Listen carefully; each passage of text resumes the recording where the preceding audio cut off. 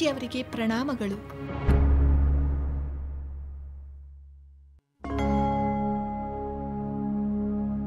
ಓಹ್ ಜಾನಕಿ, ಬಾ ಮಗಳೇ.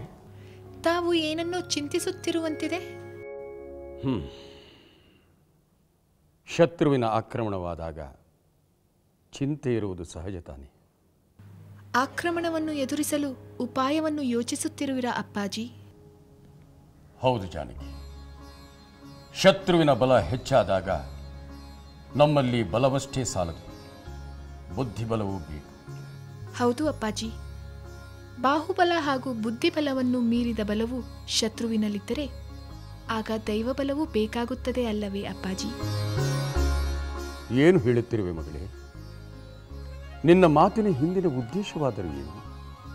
ಅಪ್ಪಾಜಿ, ದೂತರಿಂದ ನನಗೆ ತಿಳಿದ ವಿಷಯವೇನೆಂದರೆ, ಶತ್ರುಗಳೆಲ್ಲ ಒಟ್ಟಾಗಿ ಆಕ್ರಮಣ ಮಾಡುವುದರಿಂದ ಅವರ ಬಳಿ ಬಲವು ಹೆಚ್ಚಾಗುತ್ತದೆ ಎಂದು. ಆ ಬಲವನ್ನು ಎದುರಿಸಲು ದೈವಬಲವನ್ನು ಆಶ್ರಯಿಸುವುದು ಸೂಕ್ತವೆನಿಸುತ್ತದೆ. ಅಪ್ಪಾಜಿ, ದೇವೇಂದ್ರನ ಮೊರೆ ಹೋದರೆ ಈ ಆಕ್ರಮಣವನ್ನು ಎದುರಿಸಲು ಸಾಧ್ಯವಾಗುತ್ತದೆ. ನಿಜ ಸೀತೆ, ನಿಜ. ನನಗೂ ನೀನು ಹೇಳುತ್ತಿರುವುದು ಸರಿ ಎನಿಸುತ್ತಿದೆ. ಆದ್ದರಿಂದ ಈಗಲೇ ಆ ದೇವೇಂದ್ರನನ್ನು ಕುರಿತು ಪ್ರಾರ್ಥಿಸುತ್ತೇನೆ. ದೇವತೆಗಳ ಬಲವನ್ನು ಪಡೆಯುತ್ತೇನೆ. ಜಾನಕಿ, ಸಕಾಲದಲ್ಲಿ ಸಮಯೋಚಿತ ಸಲಹೆಯನ್ನು ನೀಡಿದೆ.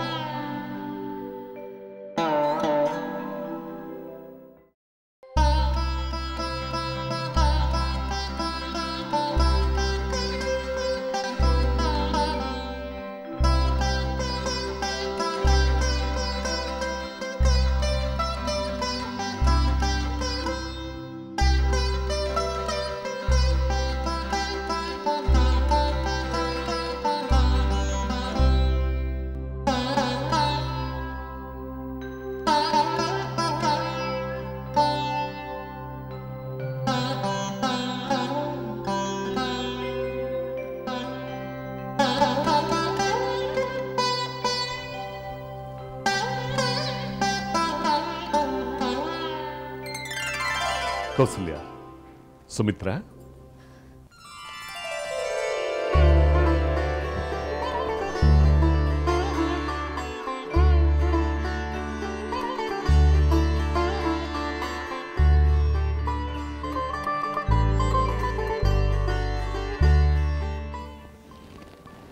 ಕೌಸಲ್ಯ, ಸುಮಿತ್ರ, ರಾಮ ಲಕ್ಷ್ಮಣರ ಶ್ರೇಯಸ್ಸಿಗಾಗಿ, ಅವರ ಸುರಕ್ಷತೆಗಾಗಿ ನೀವು ಮಾಡುತ್ತಿರುವ ಪ್ರಾರ್ಥನೆ ಅತ್ಯುತ್ತಮವಾದ ಫಲವನ್ನು ಕೊಡುತ್ತದೆ.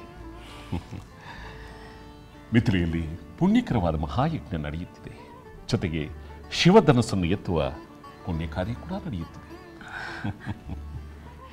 ಬ್ರಹ್ಮರ್ಷಿ ವಿಶ್ವಾಮಿತ್ರರು ರಾಮಚಂದ್ರನಿಂದ ರಾಕ್ಷಸರ ಸಂಹಾರ ಮಾಡಿಸಿ ಕೀರ್ತಿಯನ್ನು ಉಂಟು ಮಾಡಿದಂತೆ ಮಿಥಿಲಿ ಯಜ್ಞವನ್ನು ಹಾಗೂ ಶಿವಧನುಸ್ಸಿನ ದರ್ಶನಕ್ಕೂ ಕಾರಣರಾಗಬಹುದಲ್ಲವೇ? ಹಾಗೇನಾದರೂ ಆದಲ್ಲಿ ರಾಮಚಂದ್ರನಿಗೆ ಜನಕಪುತ್ರಿಯೊಡನೆ ವಿವಾಹವಾಗುವ ಸಂದರ್ಭ ಉಂಟಾಗಬಹುದಲ್ಲವೇ? ಸುಮಿತ್ರ, ಜನಕ ಮಹಾರಾಜರ ವಂಶ ಧರ್ಮಪಾಲನೆಯಲ್ಲಿ, ಪ್ರಜಾಪಾಲನೆಯಲ್ಲಿ, ಆ ಪರಮೇಶ್ವರನ ಅನುಗ್ರಹವನ್ನು ಪಡೆಯುವಲ್ಲಿ ಹೆಸರುವಾಸಿಯಾಗಿರುವುದರಿಂದ ವಿವಾಹದಂತಹ ಸಂಬಂಧ ಏರ್ಪಡುವ ಸಂದರ್ಭ ಒದಗಿ ಬಂದರೆ ಅದು ಆನಂದ ಪಡುವ ವಿಷಯವಲ್ಲವೇ? ವೀರಾದಿ ವೀರರು ಗೆಲ್ಲಲಾಗದ ಪಣವನ್ನು ರಾಮಚಂದ್ರನು ಗೆದ್ದು ವಿವಾಹವಾದರೆ ಅದು ನಮಗೆ ಹೆಮ್ಮೆಯ ವಿಷಯ ತಾನೇ? ಕೌಸಲ್ಯ, ರಾಮಚಂದ್ರನ ಈ ಸಾಹಸ ಕಾರ್ಯಗಳಲ್ಲಿ ನನ್ನ ಪುತ್ರ ಲಕ್ಷ್ಮಣನು ಅದರ ಜೊತೆಗಿದ್ದಾನೆ ಎಂಬುದೇ ನನಗೆ ಹೆಮ್ಮೆಯ ಸಂಗತಿ. ಕೌಸಲ್ಯ, ನೀನು ವೀರಮಾತೆಯಾದುದಲ್ಲದೆ ಒಂದು ಮಹಾವಂಶದ ಕನ್ಯಾರತ್ನವನ್ನು ನಿನ್ನ ಮಗನ ಸಾಹಸದಿಂದ ನೀನು ಸೊಸೆಯಾಗಿ ಪಡೆಯುತ್ತೀರಿ. ಇದು ಮಹಾ ಉತ್ಸವವನ್ನು ಮಾಡುವ ಆನಂದಕರವಾದ ವಿಷಯವಲ್ಲ. ದೈವೇಚ್ಛೆ ಹೇಗಿದೆಯೋ ನೋಡೋಣ. ಒಟ್ಟಿನಲ್ಲಿ ರಾಮ ಲಕ್ಷ್ಮಣರನ್ನು ವಿಶ್ವಾಮಿತ್ರರು ಕರೆದೊಯ್ದಾಗ ಉಂಟಾದ ಚಿಂತೆಗೆ ಬದಲಾಗಿ ಈಗ ಮಹಾಹರ್ಷ, ಆನಂದವಾಗಿದೆ. ಇಂದು ನಾವು ಹಬ್ಬವನ್ನು ಆಚರಿಸೋಣವೇ?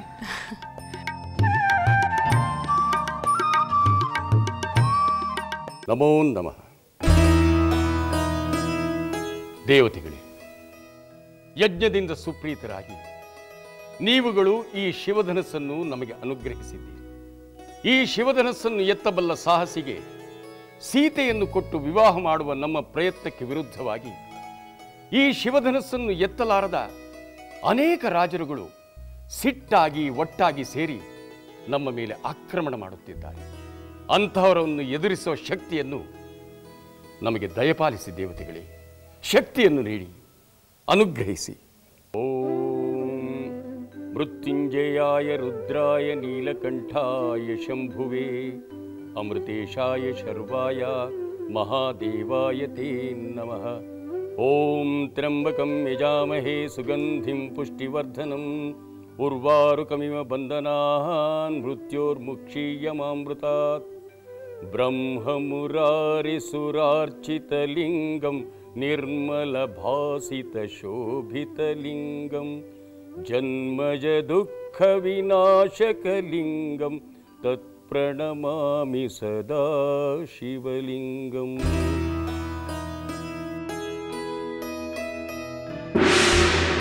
ಜನಕ ರಾಜ,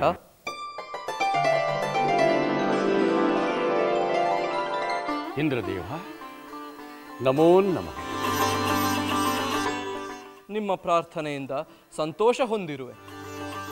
ಶಿವಧನಸ್ಸನ್ನು ಎತ್ತಲಾರದ ದುರ್ಬಲ ರಾಜರುಗಳು ದುಷ್ಟ ಪ್ರೇರಣೆಯಿಂದ ಒಟ್ಟಾಗಿ ನಿಮ್ಮ ವಿರುದ್ಧ ಯುದ್ಧ ಮಾಡಬೇಕೆಂದು ಬಂದಿದ್ದಾರೆ. ಅವರುಗಳ ದುಷ್ಟತನಕ್ಕೆ ತಕ್ಕ ಉತ್ತರ ನಿಮ್ಮಿಂದ ದೊರಕಬೇಕಾಗಿದೆ. ಅವರೆಂದಿಗೂ ಮತ್ತೆ ಇಂತಹ ದುಸ್ಸಾಹಸವನ್ನು ಮಾಡದಂತಾಗಬೇಕು. ನಿಮಗೆ ಚದುರಂಗ ಬಲವನ್ನು ಕರುಣಿಸುತ್ತಿದ್ದೇನೆ.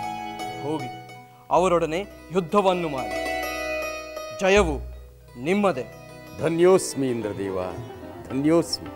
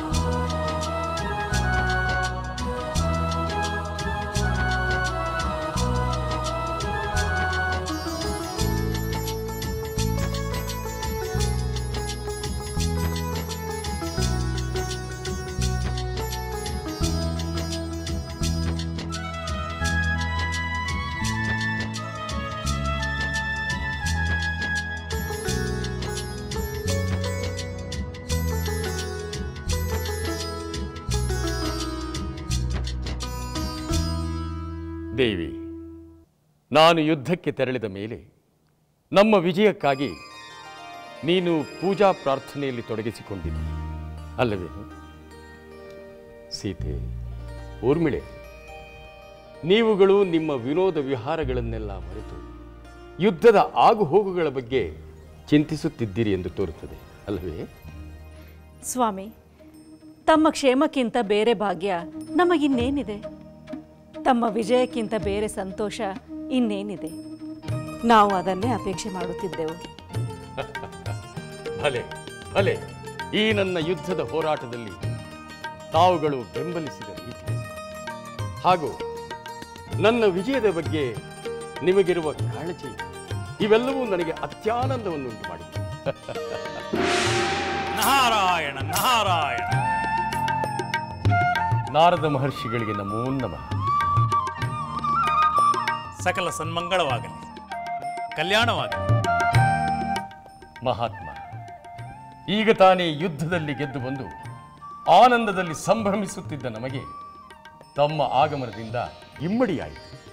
ಮಹಾರಾಜ, ಇಮ್ಮಡಿಯಾದ ನಿಮ್ಮ ಆನಂದವು ನಾನು ಹೇಳುವ ವಿಚಾರವನ್ನು ಕೇಳಿ ಮುಮ್ಮಡಿಯೂ ಆಗಬಹುದೆನಿಸಿದೆ. ಮುನೀಂದ್ರ, ಕಳೆದ ಕೆಲವು ದಿನಗಳಿಂದ ಭಯ ಆತಂಕದ ವಿಚಾರಗಳೇ ನಮ್ಮನ್ನು ಕಾಡುತ್ತಿದ್ದವು. ಈಗ ನೀವು ಸಂತೋಷದ ವಿಷಯ ಹೇಳುತ್ತೀರಿ ಎಂದರೆ ಅದಕ್ಕಿಂತ ಬೇರೆ ಭಾಗ್ಯ ಇನ್ನೇನಿದೆ? ಮಹಾರಾಣಿ, ಜಗತ್ತಿನ ಭಾಗ್ಯಗಳೆಲ್ಲದರ ಸ್ವರೂಪವಾಗಿ ಸೀತೆಯ ಸ್ವರೂಪದಲ್ಲಿ ಇಲ್ಲಿಯೇ ಇರುವಾಗ ಭಾಗ್ಯಕ್ಕೆ ಕೊರತೆ ಏನು? ಸೀತಾ, ಊರ್ಮಿಳಾ, ಅಂದು ನಾನು ಮುತ್ತಿನ ಹಾರವನ್ನು ಕೊಟ್ಟು ಹೋದಾಗ ಆ ವಯಸ್ಸಿಗೆ ನೀವು ತೋರಿದ ನಿಮ್ಮ ಸಾಮರಸ್ಯ, ಸಹಬಾಳ್ವೆ ಇಂದು ದೊಡ್ಡವರಾದ ಮೇಲೂ ಅದು ಮುಂದುವರಿಯುತ್ತಲೇ ಇರಬೇಕಲ್ಲವೇ? ಮುನೀಂದ್ರ, ಈ ಸಹೋದರಿಯರ ಸಾಮರಸ್ಯದ ಪರಿ ಎಷ್ಟು ಅತಿಯಾಗಿದೆ ಎಂದರೆ ವಿವಾಹವಾದ ಮೇಲೆ ತಾವು ಬೇರೆ ಬೇರೆ ಹೋಗಬೇಕು ಎನ್ನುವುದನ್ನು ಗಣನೆಗೆ ತೆಗೆದುಕೊಳ್ಳದೆ ಒಂದಾಗಿಯೇ ಇರುತ್ತೇವೆ ಎನ್ನುತ್ತಾರೆ. ಏಕಾಗಬಾರದು ಮಹಾರಾಣಿ. ಒಳ್ಳೆಯ ಕೋರಿಕೆಗಳನ್ನು ದೈವವು ನಡೆಸಿಕೊಡುತ್ತದಂತೆ. ಈ ಸೋದರಿಯರ ವಿಚಾರವನ್ನು ನೆನೆಸಿಕೊಂಡಾಗ, ಇವರ ಒಡನಾಟವನ್ನು ನೋಡಿದಾಗ ಇವರು ಒಂದೇ ಕುಲವನ್ನು ಬೆಳಗುವ ಸಾಲುದೀಪವಾಗುತ್ತಾರೆ ಎಂದೆನಿಸುತ್ತಿದೆ. ಅಂತಹ ಒಂದು ಮಹತ್ ಕಾರ್ಯವು, ಮಂಗಳ ಕಾರ್ಯವು ಸದ್ಯದಲ್ಲೇ ನೆರವೇರಲಿದೆ.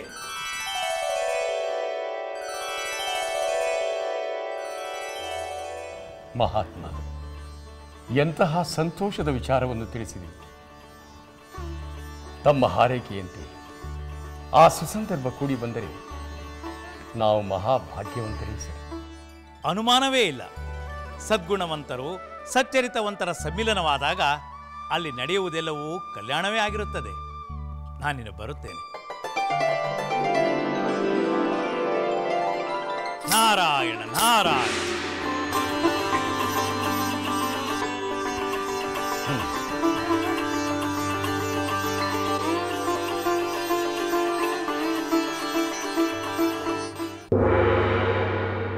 ಅಮಾತ್ಯರೇ, ಸಭಾಸದರೇ, ನಾವು ಶಿವಧನಸ್ಸಿನ ಕೃಪೆಯಿಂದ, ದೇವತೆಗಳ ಅನುಗ್ರಹದಿಂದ ಅನ್ಯ ರಾಜ್ಯಗಳು ಹಾಗೂ ಅನೇಕ ದುಷ್ಟ ರಾಜರುಗಳು ನಮ್ಮ ಮೇಲೆ ನಡೆಸಿದ ಆಕ್ರಮಣವನ್ನು ನಾವು ಸಮರ್ಥವಾಗಿ ಎದುರಿಸಿದ್ದೇವೆ. ಒಟ್ಟಾಗಿ ಬಂದ ಶತ್ರುಗಳು, ಒಂಟಿಯಾಗಿ ಸವಾಲೆಸದ ಶತ್ರುಗಳನ್ನು ನಾವು ಸೋಲಿಸಿದ್ದೇವೆ, ಸಂಹಾರ ಮಾಡಿದ್ದೇವೆ. ಇಲ್ಲಿಯವರೆಗೆ ಈ ವಿಪತ್ತುಗಳನ್ನೆಲ್ಲ ಪರಿಹಾರ ಮಾಡಿಕೊಂಡದ್ದಕ್ಕಾಗಿ ಅಲ್ಲದೆ ಅನೇಕ ಮಂಗಲ ಕಾರ್ಯಗಳು ನಡೆಯಲಿ ಎಂಬ ಉದ್ದೇಶದಿಂದ ಯಜ್ಞವನ್ನು ನಡೆಸಲು ಉದ್ದೇಶಿಸಿದ್ದೇವೆ. ಈ ಸುಸಂದರ್ಭದಲ್ಲಿ ಧನುರ್ ಉತ್ಸವವನ್ನು ನಾವು ಆಯೋಜಿಸಿದ್ದೇವೆ. ಇವೆಲ್ಲದರ ಬಗ್ಗೆ ನಮ್ಮ ಪೂಜ್ಯ ಗುರುಗಳಾದ ಶತಾನಂದರು ತಮಗೆ ವಿವರಣೆಯನ್ನು ನೀಡುತ್ತಾರೆ. ಸಭಾಸದರೇ, ಮಹಾರಾಜರು ತಿಳಿಸಿದಂತೆ ಈ ಯಜ್ಞ ಕಾರ್ಯವನ್ನು ಸುಸೂತ್ರವಾಗಿ ನಡೆಸಿಕೊಡಲು ಮಹಾ ಋತ್ವಿಜರನ್ನು, ಮಂತ್ರವೇತ್ತ ದ್ವಿಜರನ್ನು, ಮಹಾಮಹಾ ತಪಸ್ವಿಗಳನ್ನು ನಾವು ಮಿಥಿಲೆಗೆ ಆಹ್ವಾನಿಸುತ್ತಿದ್ದೇವೆ. ಮಹಾಮಹಿಮರ ಪಾದಸ್ಪರ್ಶದಿಂದ ಮಿಥಿಲೆಗೆ ಪುಣ್ಯ ಪ್ರಾಪ್ತಿಯಾಗಲಿ, ಪ್ರಜೆಗಳಿಗೆ ವಿಶೇಷ ಅನುಗ್ರಹವಾಗಿ ಲೋಕ ಕಲ್ಯಾಣವಾಗುತ್ತದೆ. ಆದ್ದರಿಂದ ತಾವೆಲ್ಲರೂ ಈ ಕಾರ್ಯವನ್ನು ಭಕ್ತಿ ಶ್ರದ್ಧೆಯಿಂದ ನಡೆಸಿಕೊಡಬೇಕು.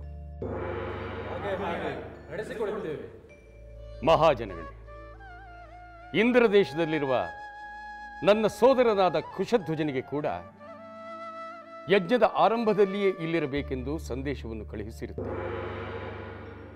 ಇನ್ನೇನು ಕುಶಧ್ವಜನು ನಮ್ಮಲ್ಲಿಗೆ ಬಂದು ಸೇರುತ್ತಾರೆ. ಈ ಯಜ್ಞ ಕಾರ್ಯದಿಂದ ನಮ್ಮ ರಾಜ್ಯಕ್ಕೆ ಸಕಲ ಸನ್ಮಂಗಲ ಉಂಟಾಗಲಿ ಎಂದು ಪ್ರಾರ್ಥಿಸುತ್ತೇವೆ. ಮಂಥರೆ, ಈ ನಿನ್ನ ಔಷಧೋಪಚಾರ ಇನ್ನೂ ಎಷ್ಟು ಹೊತ್ತು ಸಹಿಸಬೇಕು? ಮಹಾರಾಣಿ, ಇದೊಂದು ತೈಲವನ್ನು ಲೇಪಿಸಿಬಿಡುತ್ತೇನೆ. ಇದರಿಂದ ನಿಮ್ಮ ದೇಹ ಕಾಂತಿ ವೃದ್ಧಿಸುತ್ತದೆ ಹೊರತು ಕಡಿಮೆಯಾಗುವುದಿಲ್ಲ. ನನ್ನ ದೇಹ ಕಾಂತಿ ಹೆಚ್ಚಿಸಲು, ನನ್ನ ಸೌಂದರ್ಯ ವೃದ್ಧಿಸಲು ನಿನಗಿರುವ ಆಸಕ್ತಿ ಆಶ್ಚರ್ಯವೆನಿಸುತ್ತಿದೆ. ಮಹಾರಾಣಿ, ನಾನು ಕೈಕೇಯಿಂದ ಈ ಅಯೋಧ್ಯೆಗೆ ನಿಮ್ಮ ಜೊತೆ ಬಂದಿದ್ದೆ. ಯಾವ ನಿಮ್ಮ ಸೌಂದರ್ಯ ಮಹಾರಾಜರನ್ನು ಅಂದು ಸೆಳೆಯಿತು, ಅದೇ ಸೌಂದರ್ಯ ನಿಮ್ಮಲ್ಲಿ ಹೆಚ್ಚು ಕಾಲ ಉಳಿದು ಮಹಾರಾಜರಿಗೆ ಬೇರೆ ಸಖಿಯರಿಗಿಂತ ನೀವು ಹೆಚ್ಚು ಪ್ರಿಯರಾಗಬೇಕು. ಮಹಾರಾಜರು ಸದಾ ಕಾಲವೂ ನಿಮ್ಮೊಂದಿಗೆ ಇರಲು ಬಯಸಬೇಕು. ನೀವು ಹೇಳಿದ್ದನ್ನು ಅವರು ನೆರವೇರಿಸಿಕೊಡುತ್ತಿರಬೇಕು. ಇದರಿಂದ ಈ ನನ್ನ ಮಹಾರಾಣಿ ಆನಂದ ಪಡುವುದನ್ನು ಕಂಡು ನಾನು ಸಂತಸ ಪಡಬೇಕು. ಆಹಾ, ಇಂತಹ ಪ್ರೀತಿ ತೋರಲು ಯಾವ ಜನ್ಮದಲ್ಲಿ ನೀನು ನನ್ನ ತಾಯಿಯಾಗಿದೆಯೋ. ತಾಯಿಯ ಪ್ರೀತಿ ತವರು ಮನೆಯಲ್ಲಿಯೇ ಕೊನೆಯಾಗುತ್ತದೆ. ಆದರೆ ನಿನ್ನ ಪ್ರೀತಿ ಕೇಕೆಯಿಂದ ಅಯೋಧ್ಯೆಯವರೆಗೂ ಜೊತೆಯಾಗಿ ಬಂದು ಮುಂದುವರಿಯುತ್ತಿದೆ. ಮಹಾರಾಣಿ, ಈ ಅವಕಾಶವನ್ನು ನೀವು ನನಗೆ ಕೊಟ್ಟು ಕೃಪೆ ಮಾಡಿದ್ದಕ್ಕೆ ನಾನು ನಿಮಗೆ ಚಿರಋಣಿಯಾಗಿರುತ್ತೇನೆ.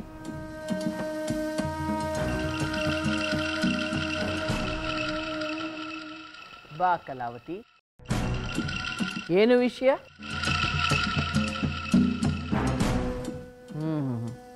ಓಹೋ, ಅಷ್ಟೇ ತಾನೆ, ನೀನೇನು ಹೊರಡು.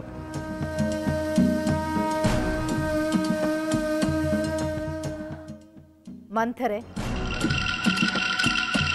ಕಲಾವತಿ ಹೇಳಿದ್ದೇನು? ಮಹಾಪ್ರಭುಗಳು ಹಿರಿಯ ರಾಣಿಯರೊಡನೆ ಹಬ್ಬ ಆಚರಿಸುವಷ್ಟು ಸಂತೋಷ ಉಂಟಾಗಿದೆ ಎಂದು ಹೇಳುತ್ತಿದ್ದರಂತೆ. ಹೌದೇ? ಹಬ್ಬ ಆಚರಿಸುವ ಕಾರಣವೇನಿದೆ? ಮಹಾರಾಣಿ, ಮಹಾಪ್ರಭುಗಳಿಂದ ಅದೇನೆಂದು ಕೇಳಿ ತಿಳಿದು ನೀವೇ ನನಗೆ ತಿಳಿಸಬೇಕು. ಏನು ಹರ್ಷವೋ, ಏನು ಹಬ್ಬವೋ. ಆದರೂ ನಿಮಗೆ ಒಂದು ಮಾತನ್ನು ತಿಳಿಸದೆ ಸಂಭ್ರಮಿಸುವಂಥ ವಿಷಯ ಏನಿತ್ತೋ? ಆಯಿತು, ನಾನೇ ಮಹಾರಾಜರನ್ನು ಕೇಳಿ ತಿಳಿಯುತ್ತೇನೆ. ನೀನು ನಿನ್ನ ಉಪಚಾರವನ್ನು ಬೇಗ ಮುಗಿಸು. ಆಗಲಿ ಮಹಾರಾಣಿ.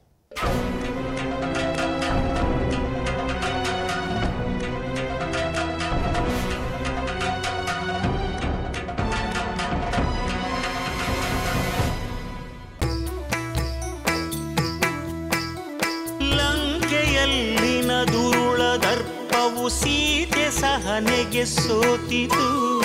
ಅಂಕೆ ಇರದ ಅಸುರ ಕುಲವು ರಾಮ ಬಾಣಕ್ಕೆ ಅಡಗಿತು.